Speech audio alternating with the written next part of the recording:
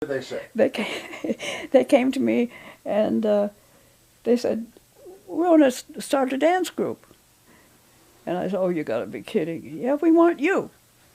And they were at that time freshmen in high school. They were and freshmen in high school. There was a big gap. You get out of grade school, and there's no Swedish dancing then until you're an adult, right? Yeah. There was nothing for the high school. The older people, but they didn't have a high school group. They taught the young people dancing, and each class had their own, and these girls knew the Swedish dancing, but they knew they were leaving grade school, and that when they got off to high school, there wouldn't be any group, and there wasn't anybody who wanted to take them on.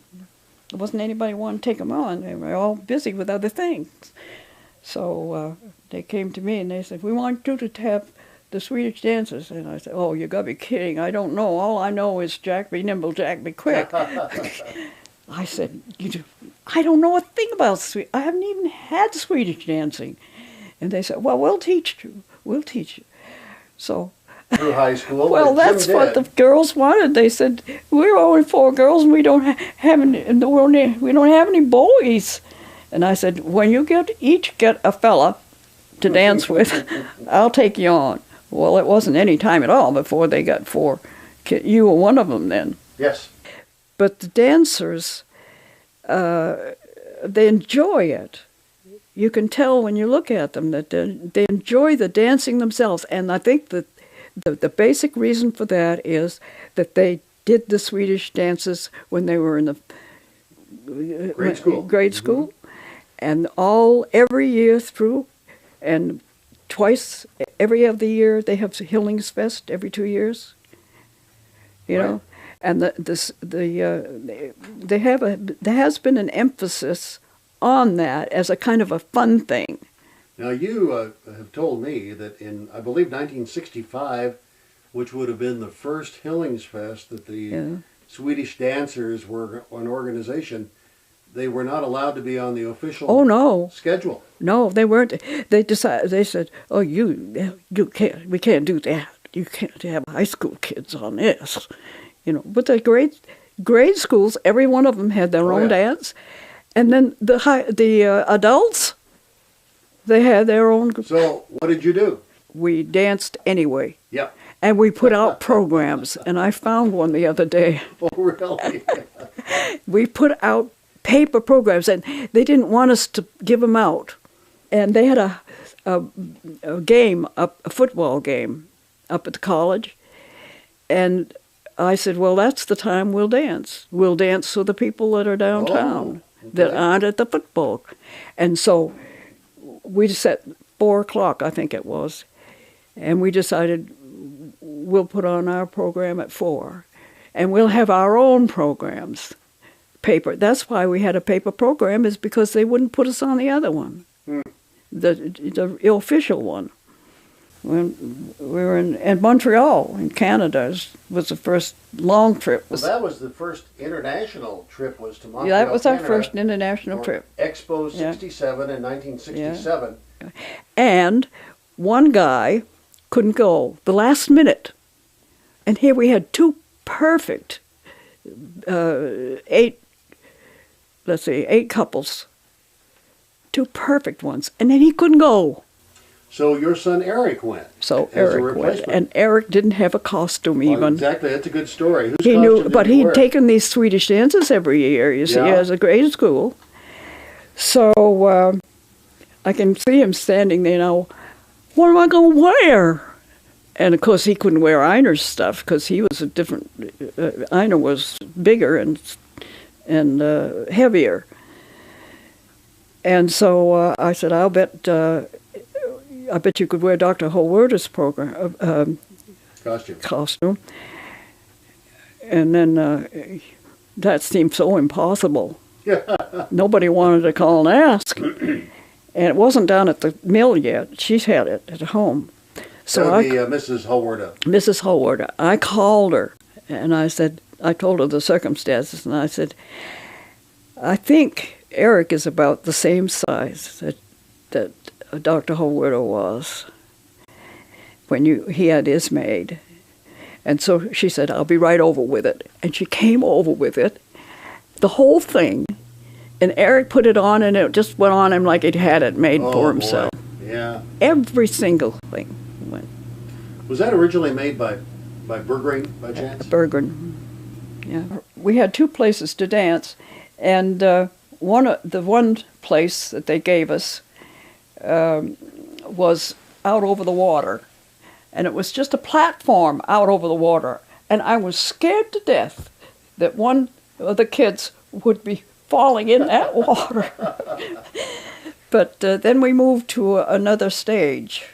I was checking out the microphone to see how it worked and everything. And I looked down, and there was a big space between the stage and the seats. And there was a woman down there, and she was waving her arms around, and she was saying something, but we couldn't hear what she was saying. And I looked again, and I said, why, that's my mother. Oh, no. So really? It was my mother.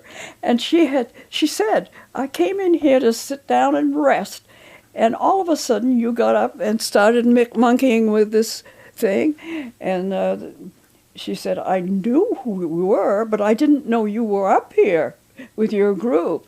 Well, I said, I didn't know you were up here with either. How do you feel about the fact that the group is still going after all these years? Oh, I think it's marvelous that it's kept going. And so the basic reason for it, they've been called ambassadors, and that's what they are exactly. Because they go to all these big centers and everything, and now people, as soon as people caught on to the fact that they were a group, as I think going to, because Montreal trip was great, that was good, that put them on the map, but going to Sweden, that made all the difference in the world. That happened because the year before, we had the real Swedish dancers over here, and they were mostly adults. I got real acquainted with those people. And so they said, now you got to start planning to come. So we corresponded a lot. This director of that dance group and I. And we just grabbed that day, 74, and we went over there, and that's how we happened to go. Now you did something else on that trip too. You took a letter to the King of Sweden from the mayor of Lindsborg. Yeah. How do you take a letter to the king? Go there. But I remember going into the palace and meeting him, the secretary there. I knew I wasn't going to meet the king, but I took this letter into the palace with her. No problem getting in there. Well, what happened was that we invited him to come, you see, and we didn't know at that time, but he had already accepted it. And but when they found out, when the rest of the Swedes in this United States of ours found out about that the king was coming over here to Lindsborg, immediately it sent up a lot of red flags. And all the other Swedish communities decided they had to have the king. And so they all sent invitations. But they did it through Washington, you see. They said that we did it. Well, they were just shook up when they found out that Lindsborg had gone over the heads of everybody and invited the king to come here. He went to all these other places and their cocktail parties and all their big thing, you know. Lindsborg was just Lindsborg. I think he enjoyed this the most. He's that kind of a guy. He dedicated the pavilion, yes. He did. We were all on the stage with him. So I had my book on the podium because I gave a little speech. And I kept pushing it. Oh, flowers. There were flowers on. He had put his flowers on. And they kept sliding down and sliding down.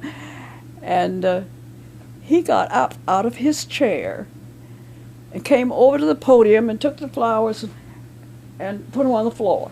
And then went back and sat down. I was going to leave the stage, and I turned around, and there was the king behind me. He wanted to say hello and thank you for the book. Yeah, why Lindsborg? You wrote that for his visit, didn't you? That's right. Kind of explain That's right. not only That to the was, king, but other people who came to Lindsborg at the time. Why and his Lindsborg? picture's in the front.